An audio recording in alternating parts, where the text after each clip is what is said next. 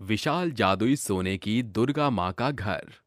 शादी के 2 वर्ष बीतने के पश्चात पार्वती के पति की मृत्यु हो जाती है। इस बीच पार्वती एक बच्चे को जन्म देती है। अपने बच्चे के पालन पोषण के लिए मुझे कुछ तो करना पड़ेगा। ये कहते हुए पार्वती की निगाह अपने छोटे से खेत में उगी सब्जियों पर पड़ती है। क्यों ना मैं अपने खेत की सब्जियों को ही अपने भरण पोषण का जरिया बना लूं। पार्वती उन सब्जियों को तोड़कर अपने स्वर्गवासी पति के ठेले पर सजा धजा कर अपने दुधमुहे बेटे को लिए बाजार जाकर सब्जियों को बेचकर अपना गुजर बसर करने लगी थी। मगर बावजूद इसके भी उसके कुछ खास कमाई नहीं थी। गुजरते समय के साथ घर का मालिक धीना दरवाजे पर दस्तक देता है। अरे कहाँ मर गई पार्वती, चल पैसे ला। अरे भाई, इस घड़ी तो मेरे पास पैसे नहीं हैं।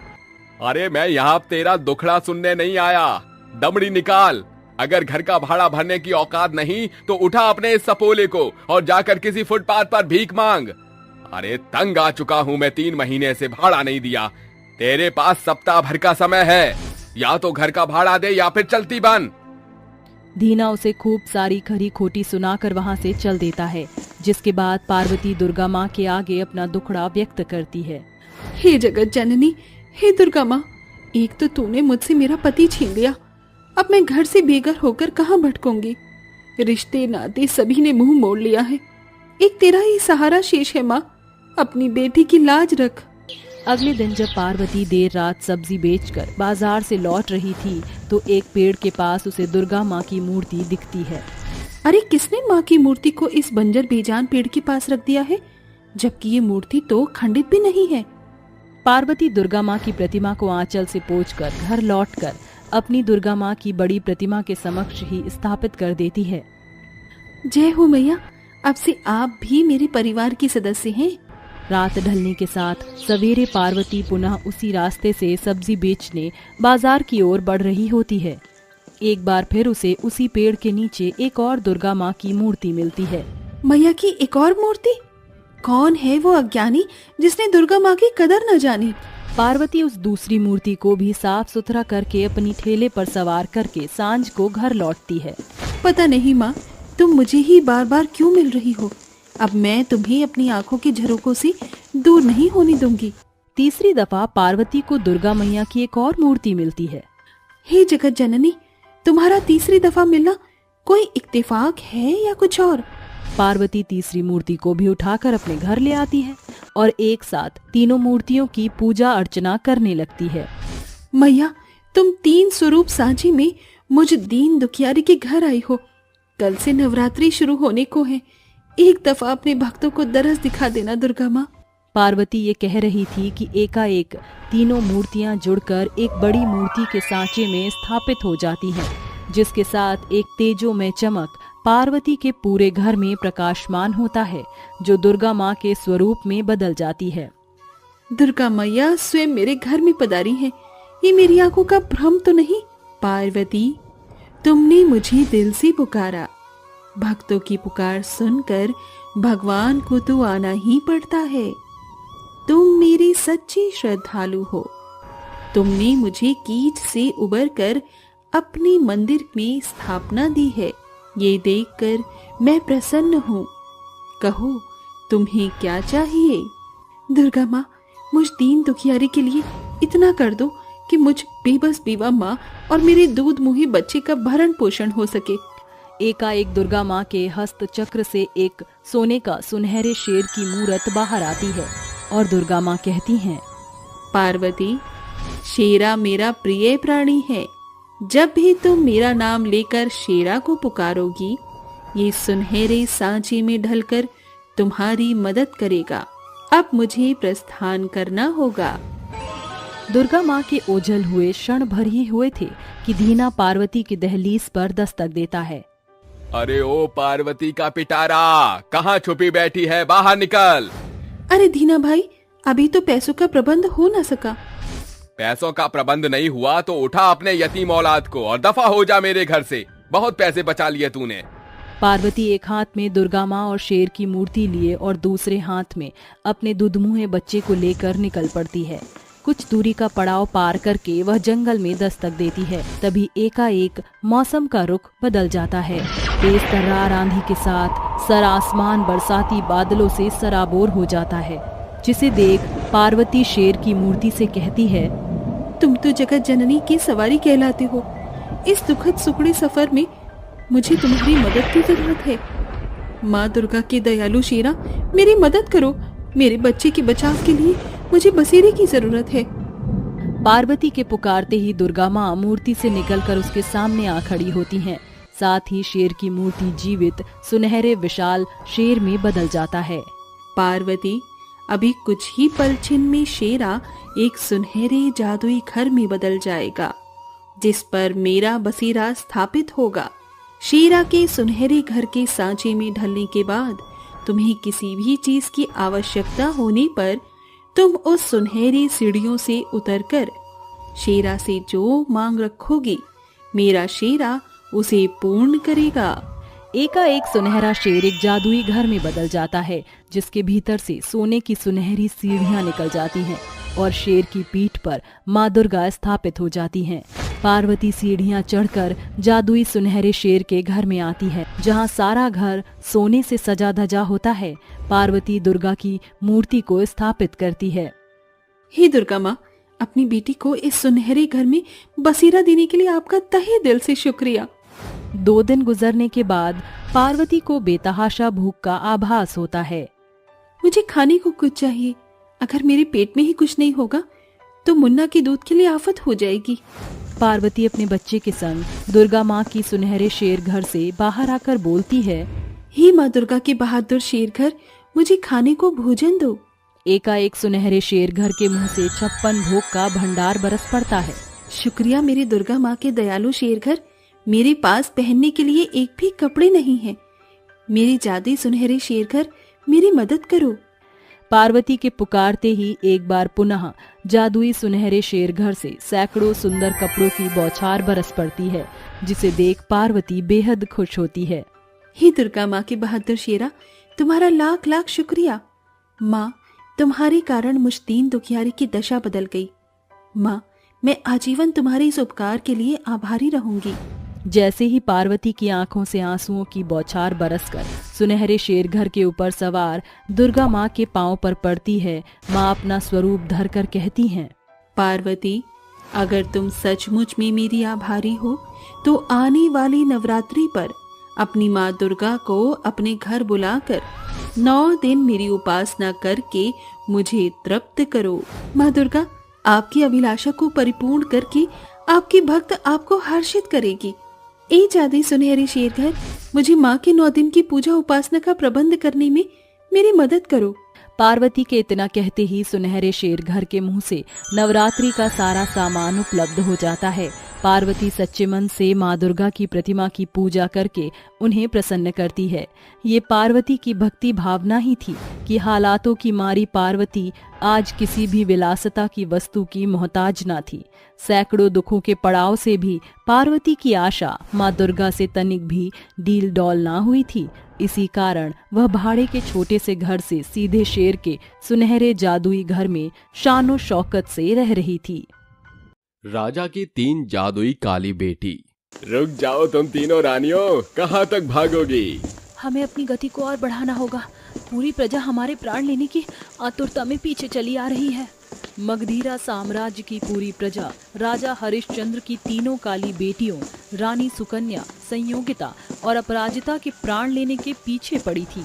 अचानक पत्थर से ठेस लगने के चलते तीनों रानियां वहीं गिर जाती हैं। तभी प्रजा मशाल के साथ उनकी ओर बढ़ते हुए कहती है, तुम्हारा ये काला रंग हमारे राज्य के लिए ग्रहण बन गया है, इसलिए आज राजा की काली बेटियों का जीवन बूझकर ही इस राज्य की दशा बदलेगी। ठहर जाइए, हमारे प्राण लेकर आपको क्या हासिल होगा? क्या आप नहीं जानते जो किसी निर्दोष के प्राण लेता है वह पाप का भागीदार बनता है? रानियों के लाख गिड़गिड़ाने के बावजूद गढ़ के लोग उन्हें मशाल की धधकती आग में झोंक देते हैं और राजा की काली बेटियां बिलखते हुए कहती हैं, संयोगिता, अपराजिता, हमारा शरीर जलना शुरू हो गया है। कुछ ही पलछन में हम ढेर हो जाएंगे। शायद यही हमारे सांवले स्वरूप की सजा है। वैसे भी हमारा काला रूप पिताश्री की कुड़हन का कारण था। हमारा खाक हो जाना ही बेहतर है। जैसे ही तीनों काली रानी बहनों के आंसू की बूंद आग में समाती है, आग पूरे तौर से बुझ जाती है। तभी आसमान में ढल रहे सूरज की सुनहरी किरण तीनों रानियों के काले चेहरे पर पड़ती है। उनका चेहरा दूधिया रंग में चमकने दमकने लगता है। ये कैसे हुआ? हमारा काला रंग सुंदरता में कैसे बदल गया? हाँ, आखिरकार ये सब कुछ हुआ कैसे? तीनों रानी ऐसा सोच रही होती हैं कि तभी रथ पर सवार उनके पिता राजा हरिश्चंद्र वहां आकर कहते हैं, मैं बताता हूँ। दरअसल आप तीनों बेटियों का सांवला स्वरूप एक श्राप का असर था। कैसा श्राप पिताश्री? 18 बरस पहले की बात है। तब तुम तीनों बहनों का जन्म हो चुका था। चंद्रिका, तुमने मुझे चांद जैसी 3 बेटियां तोहफे में दी हैं। मेरी तीनों बेटियों के चमकते चेहरे के तेज से पूरा महल जगमग होता देखकर मुझे बेहद हर्ष होता है। तो फिर आपने मेरी तीनों पुत्रियों को कोई तोहफा क्यों नहीं दिया महाराज? महारानी चंद्रिका, मेरी बिटिया बेहद खूबसूरत है, इसलिए उनका तोहफा बेशकीमती होगा। मैं शिकार साधने जा रहा हूँ, लौटते वक्त इनका तोहफा साथ लेकर आऊंगा। राजा अपने घोड़े पर सवार होकर जंगल आते हैं, जहाँ एक खूबसूरत हिरण झरने से पानी पी रहा था। ये तो कस्तूरबा हिरण है, जो अपने खुशबू के लिए जाना जाता है। मिल गया मुझे तोहफा। इस हिरण का शिकार साध कर मैं इसके खुशबू से बना इत्र अपनी बेटियों को भेंट में दूंगा। इसी सोच से राजा हिरण पर बेशुमार बाण चलाता है, जिससे हिरण लहूलुहान होकर कहता है, ए दुष्ट राजा, तुमने बाण से मेरे प्राण लिए। अरे, ये हिरण बोल कैसे रहा है? मैं एक मायावी मृग हूँ। मुझे माफ कर दो, मैं तो अपनी रूपवती बेटियों को तुम्हारी खुशबू से बना इत्र भेंट करना चाहता था, इसलिए भूल से मैंने तुम्हें भेदा। तुम एक सूक्ष्म सुगंध के लिए मेरे प्राण के खोजी ठहरे हो। तुम्हारे बाण से मेरे प्राण नाश होने को है। मैं तुम्हें श्राप देता हूँ कि तुम्हारी तीनों बेटियों की सुंदरता काली काया में बदल जाएगी और पूरी प्रजा तुम्हारा और तुम्हारी बेटियों का तिरस्कार करेगी। हे हिरण, मेरी पाप की सजा का ये श्राप मेरी बेटियों को मत दो। ये एक तपस्वी राजा की नहीं बल्कि एक पिता की गुहार है। हे राजन, मैं अपना श्राप वापस नहीं ले सकता, मगर जिस वर्ष तुम्हारी तीनों बेटियां 18 बरस की होंगी, उनकी काली सूरत की काया पलट हो जाएगी। इतना ही नहीं, उन तीनों रानियों की जादुई जुबान से जो कुछ निकलेगा वो पूरा हो जाएगा। हिरण की मृत्यु के साथ ही श्राप का असर शुरू हो जाता है। राजा की तीनों बेटियां सर से पांव तक काली हो जाती हैं। समय गुजरता है, धीरे धीरे साम्राज्य छिन्न भिन्न होने लगता है। अब 10 साल बीत गए हैं। एक दिन तीनों काली रानी राजा से कहती हैं, पिताश्री, जन्म वर्ष से हम तीनों बहनों ने महल से बाहर कदम नहीं धरे। हम भी आपकी भांति भ्रमण करना चाहते हैं। मेरी प्यारी पुत्रियों, तुम तीनों महल से बाहर नहीं जा सकती। पर क्यों पिताश्री? क्योंकि मैं नहीं चाहता कि कोई भी जन मेरी बेटियों के काले रंग का ठट्ठा उड़ाए। पिताश्री, जमाने के खौफ से हम जीवन जीना तो नहीं छोड़ सकते। अब ईश्वर ने हम बहनों को काले सांचे में ढाला है, तो इसमें हमारा क्या कसूर? आप ही तो कहते हैं ना, भागने की बजाय भय का सामना करना चाहिए। अपनी काली बेटियों का कथन सुनकर राजा उन्हें रथ पर सवार करके नगर में पहुंचते हैं, जहां लोग राजा की काली बेटियों को देखकर कुड़कुड़ाना शुरू कर देते हैं। अरे देख भाई, राजा के संग 3 काली तितलियां। अरे, इन तीनों की काली काया शूद्र के समान है। इससे पहले कि प्रजा की बातें मेरी बेटियों के मन को भेद डालें, मुझे महल लौटना होगा। राजा अपनी काली बेटियों को बुरी बातों से बचाने के लिए महल ले आते हैं। गुजरते समय के साथ गढ़ के लोगों के बीच राजा की काली बेटियों के लिए रोष भरने लगता है और आखिरकार वो वक्त आ जाता है जब राजा की बिटिया 18 साल की हो जाती है। पिताश्री, हम तीनों शिव दर्शन को जा रही हैं। सांझ की बेला तक लौट आएंगी। ठीक है मेरी राजकुमारियां, जाइए। तीनों रानी दर्शन को चली जाती हैं, मगर किसे खबर थी कि गढ़ के लोग उनके खिलाफ षड्यंत्र का जाल बुन रहे थे। जब से राजा के घर इन तीनों काली बेटियों का जन्म हुआ है, प्रजा छिन्न भिन्न हो चुकी है। हाँ, राजा की ये काली बिटियां मगधीरा राजगढ़ पर ग्रहण की तरह छा गईं। आज इन बलाओं का जन्म वर्ष है। हर साल के समान अब की बार भी वो शिव दर्शन को आने को ही होंगी। आज उनका जन्मदिन मरण दिन में बदल देंगे। चलो। 18 साल का होते ही हिरण के द्वारा दिया कालेपन का श्राप कट गया। राजन, आपकी बेटियों का श्राप तो कट गया, मगर हमारे बच्चे भूख से बिलबिला रहे हैं। उसका क्या हल है? रानी संयोगिता, अपराजिता और सुकन्या, तुम तीनों की सुंदरता के साथ तुम्हारी जुबान भी जादुई हो गई है। उनसे तुम जो मांगोगे वो अस्तित्व में आ जाएगा। जी पिताश्री, अगर हम जादुई रानियां हैं तो इसी पलछिन इस राज्य के भूखों के खातिर भोजन मुहैया हो जाए। रानियों के जादुई जुबान का कथन पूरा होते ही एक तेजोमय चमक उन्हें घेर लेती है, जिसके बाद 56 भोग से भरपूर भोजन भूखे लोगों के सामने आता है, जिसे देखकर बलवीर बड़ी बड़ी आंखें करके कहता है, अरे ये तो कमाल हो गया। राजा की तीनों काली बेटियों की काया पलट होते ही ये सचमुच में जादुई हो चुकी हैं। राजा की 3 जादुई बेटियों की बदौलत पूरी प्रजा पेट भरकर खाना खाती है, जिसके बाद रानियां अपने पिता के साथ महल लौटती हैं। अगले दिन मगधीरा के महाराजा को प्रजा का प्रणाम। क्या बात है, आप सभी के चेहरे पे चिंता क्यों डूबी नजर आ रही है? महाराज, राज्य की पूरी धरती ऊसर बंजर हो गई है, साथ ही सभी पोखर सरोवर भी सूख चुके हैं। कुछ कीजिए महाराज। आप सभी चिंता मत कीजिए, राजा की जादुई बेटियों के रहते राज्य उजाड़ नहीं होगा। तीनों जादुई रानियां राजा और प्रजा के साथ राज्य के दौरे पर निकल पड़ती हैं और पोखर के पास खड़ी होकर एक ही शब्द स्वर से कहती हैं, हम तीनों रानी ये हुक्म देती हैं कि इसी पलछिन ये सूखा पोखर पानी से भर जाए। रानी के जादुई जुबान से निकले शब्द के अनुसार पोखर झरने पानी से भर जाते हैं। इसके बाद वह बंजर जमीन और बागान इत्यादि को भी अपने जादू से हरा भरा कर देती है। एक ओर खेतों में फसल लहलहा रहे थे तो वहीं बागों में फूल खिलखिला रहे थे, जिसे देखते प्रजा बोलती है, रानी, हम मूढ़ लोग माफी के काबिल नहीं। हमने आप तीनों की काली सूरत के कारण जो किया वो दंड के योग्य है। ऐसा ना कहो बलवीर, पिताश्री कहते हैं कि राजा के लिए प्रजा परिवार होती है, जो हुआ उसे भूल जाइए। आज मेरी जादुई बेटियों ने अपने राजा पिता का मान बढ़ाया है, इसलिए आज मैं महाराजा हरिश्चंद्र प्रजा के बीच ये घोषणा करता हूँ कि आज से इस राज्य की बागडोर मेरी तीनों जादुई बेटियों के हाथों में होगी। इस तरह कल तक राजा की तीनों काली बेटियों को जो लोग राज्य के अंधेर का कारण कहते हैं, आज उन्हीं जादुई बेटियों के बेहतर बदलाव को देखकर उनकी बड़ाई करते लोगों की जुबान नहीं थकती है। 2 जादुई फ्रॉक। बिंदिया को गए सप्ताह हो गया।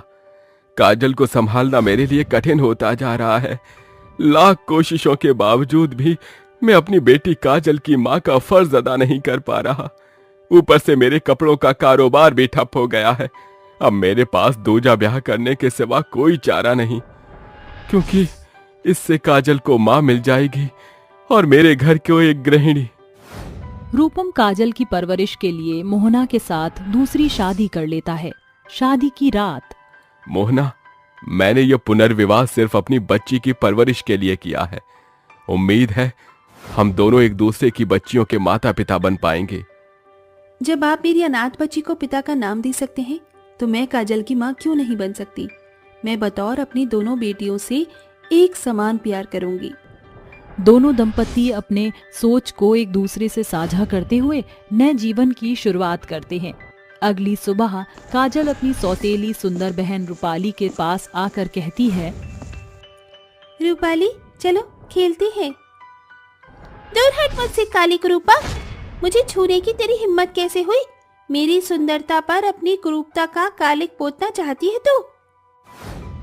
रूपाली ऐसे बात करती है अपनी बड़ी बहन से?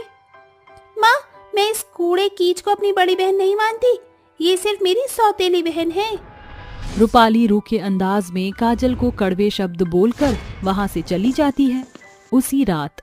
माँ, आज मुझे आपके साथ सोना है। खबरदार, जो मेरी माँ के करीब भी आई तो कोयला खदान कहीं की।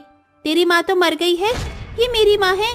काजल रोते बिलखते अपने पिता के पास चली जाती है और मोहना रूपाली से कहती है, रूपाली, इतनी आतुरता भली नहीं बिटिया। वो काली कमली मुझे फूटी आंख नहीं सुहाती, मगर ये घर उसके पिता का है। अगर उसे पता चल गया कि हम दोनों माँ बेटी उस काली कोड़न से बैर रखते हैं तो हमारा दाना पानी उड़ जाएगा। अपना स्वार्थ साधने के लिए मुझे उस कोयला खदान से स्नेह का स्वांग रचना पड़ता है। इस तरह समय सप्ताहों के चरण में बदलते जाते हैं। एक सांझ घर लौटते वक्त दुर्भाग्यवश रूपम की दुर्घटना में जान चली जाती है, जिसके साथ सौतेली माँ बेटी का सताव शुरू होता है। अरे ओ काली कमली, पूरा घर फैला हुआ है और तू मजे से पलंग पर पसरी है। काम क्या तेरा मरा हुआ बाप करेगा? माँ, आप रूपाली के जैसे रूखे अंदाज में क्यों बात कर रही हैं? बंद करिए बचकानी बकैतियां, चलकर बर्तन चौका कर। अब तक सिर्फ तूने मोहना की ममता देखी है, गुस्सा नहीं। सौतेली माँ के खौफनाक स्वर शब्द से सहमी हुई काजल कामकाज करने लगती है। सुनो काली कुरूपा, कल से तू अपने पिता के कपड़ों के ठेले को लेकर कमाई करेगी, वरना तुझको घर से बाहर का रास्ता दिखाते मुझे जरा भी देर नहीं लगेगी। घर से बेघर होने की सोच से काजल अगले दिन से कपड़ों का ठेला लिए बाजार की ओर बढ़ने लगती है। सुंदर सुंदर फ्रॉक ले लो, आओ आओ बच्चों आओ, काकी कपड़े ले लो। कुछ देरी के बाद सवेरे से सांझ हो गई, अंधेरा भी घिरने वाला है, मगर अब तक एक भी कपड़ा नहीं बिका। ये कहते हुए काजल अपना ठेला बढ़ाने लगती है। तभी आसमान से घायल परिंदा उसके ठेले पर आ गिरता है। अरे ये परिंदा तो घनघोर घायल है, क्या करूं? काजल पेड़ के पास पड़े घड़े से परिंदे को पानी पिलाकर जैसे ही उसे सहलाती है, एक तेजोमय प्रकाशन के संग परिंदा एक जादुई परी में बदल जाता है। सर पर ताज, हाथों में सुनहरी छड़ी, ये तो एक परी का पहरावा है। तुमने सही पहचाना, मैं परी रानी हूँ, इसीलिए कि तुम मेरे प्राण की रक्षक ठहरी हो। कहो, मैं ये आभार कैसे उतार सकती हूँ? परी रानी, अगर आप सचमुच में मेरी मदद करना चाहते हो तो सिर्फ मेरी काली काया को सुंदर कर दो, ताकि मेरी सौतेली माँ और बहन मुझसे घृणा ना करे। परी रानी जादुई छड़ी घुमाकर 2 फ्रॉक, जिनमें से एक का रंग सुनहरा और दूजे का रंग लाल होता है, चकाचौंध होते हैं। उस फ्रॉक के इर्द गिर्द जड़े गोटे उसकी सुंदरता में 4 चांद लगा रहे थे। ये फ्रॉक कितना सुंदर है, इसकी सुंदरता तो अब मेरी आंखों में ही नहीं समा रही। काजल, ये दोनों कोई साधारण फ्रॉक नहीं, बल्कि जादुई इच्छा पूर्ति फ्रॉक है। सुनहरी फ्रॉक तुम्हें सोने की मोहर, मूल्य से लेकर खान पान सब कुछ मुहैया कराएगी, और ये लाल फ्रॉक को जैसे तुम अपने तन पर पहनोगी, तुम्हारा चेहरा चांद सा चमकेगा। दोनों जादुई फ्रॉक का पुख्ता प्रमाण बताकर परी वहाँ से ओझल हो जाती है कि काजल कहती है, सूरज ढल चुका है, थोड़ी ही देर में सारा गांव अंधेरे से सराबोर हो जाएगा। ए परी रानी के जादुई सुनहरे फ्रॉक, इसी पल छिन्न मुझे पैसे दो। काजल के इतना कहते ही साधारण फ्रॉक सुनहरे रोशनी से प्रकाशमान होकर जादुई सुनहरी फ्रॉक में परिवर्तित होकर अपने भीतर से पैसे की बौछार करती है। अब इन पैसों की बलबूते मेरी सौतेली माँ मुझे नहीं सताएगी। काजल अपने कपड़ों के ठेले के साथ घर की ओर अग्रसर हो जाती है। ये लो माँ, आज के कपड़ों की कुल कमाई। आधी रात काजल लाल जादुई फ्रॉक को जैसे ही पहनती है, एक चकाचौंध चमकीली चमक उसे सर से पांव तक सराबोर करती है, और जैसे ही काजल आईने में अपना अक्स देखती है तो कहती है, ये तो कमाल हो गया, इस जादुई लाल फ्रॉक ने तो मेरी काया पलट ही कर दी। कहीं ये मेरा सपना तो नहीं? क्या सचमुच मेरी बदसूरती खूबसूरती में कायम हो चुकी है? तुम्हारा शुक्रिया जादुई लाल फ्रॉक। काजल अपने सुंदर दूधिया चेहरे को देख फूले नहीं समाती। मुझे बड़ी जोरों की भूख लगी है, माँ ने मात्र मुझे एक रोटी को ही खाने को दिया। ए मेरी जादुई सुनहरी फ्रॉक, इसी पल मुझ भूखी की भूख का प्रबंधन करो। इतने में साधारण फ्रॉक उमड़ते घुमड़ते हुए हवा के बीचों बीच टंग जाता है और अपने भीतर से स्वादिष्ट व्यंजन की बौछार करता है। अरे वाह, मेरी सुनहरी जादुई फ्रॉक, तुमने तो खाने का खजाना ही लगा दिया। पिताजी के जाने के बाद मुझे भरपेट खाना आज भी नसीब न हुआ, मगर आज मैं दिल खोल कर खाऊंगी। भूखी नजरों से ताकते हुए काजल सारा खाना चट कर जाती है और कहती है, ए मेरी जादुई दोनों फ्रॉक, मेरी करीब कुमटी को महल में बदल दो। इतने में सुनहरे जादुई फ्रॉक काजल के कमरे को सोने के सांचे में ढले महलनुमा कमरे में तब्दील कर देता है, जिसके बाद काजल अपने जादुई लाल फ्रॉक को पहने चैन से सो जाती है। अगली सुबह, ए मेरी जादुई सुनहरी फ्रॉक, मुझे अपने पिता के कारोबार को आगे बढ़ाना है, मेरी सहायता करो। जादुई सुनहरे फ्रॉक से सैकड़ों सोने के सिक्के काजल की झोली में आते हैं। बिना वक्त गवाए मुझे इनका सौदा करने सुनार के पास जाना होगा, मगर उससे पहले इस लाल फ्रॉक को चेंज कर लेती हूँ, ताकि बाहर जाकर इसकी चमक कम ना हो जाए। काजल जादुई लाल चमकीली फ्रॉक से साधारण फ्रॉक की मांग कर उसे पहनकर बाहर चली जाती है। ये सारी वारदात उसकी सौतेली माँ और बहन देख लेते हैं। माँ, वो चली गई, चलो। रूपाली भीतर आकर लाल चमकीले फ्रॉक को पहनकर बोलती है, ए जादुई लाल चमकीली फ्रॉक, जल्दी से मेरा चेहरा उस काजल से भी सुंदर कर दो। रूपाली के स्वार्थी शब्द सुनकर जादुई फ्रॉक उसके चेहरे को काला कर देती है। तभी काजल वहाँ आ जाती है। क्या हुआ रूपाली, तुम्हारा रूप सुंदर होने की जगह कुम्हलाकर काला क्यों पड़ गया? काजल मुझे माफ कर दो, तुम्हारे जितना सुंदर चेहरा पाने की चाहत में मैंने इस लाल चमकीले फ्रॉक को पहन लिया। मुझे ये भद्दा रूप गवारा नहीं है। कुछ करो, मुझे मेरी पुरानी पहचान ही लौटा दो। ऐ मेरी जादुई लाल चमकीले फ्रॉक, रूपाली को उसका पुराना प्रारूप लौटा दो। इतने में लाल चमकीले फ्रॉक से चकाचौंध रोशनी रूपाली के रूप को सर से पांव तक जैसे ही सराबोर करती है, उसका सुंदर रूप लौट आता है। काजल, मैंने तुम्हारी भांति सुंदर बनने की स्वार्थ में आकर तुम्हारे जादुई फ्रॉक का इस्तेमाल किया, माफ कर दो मुझे।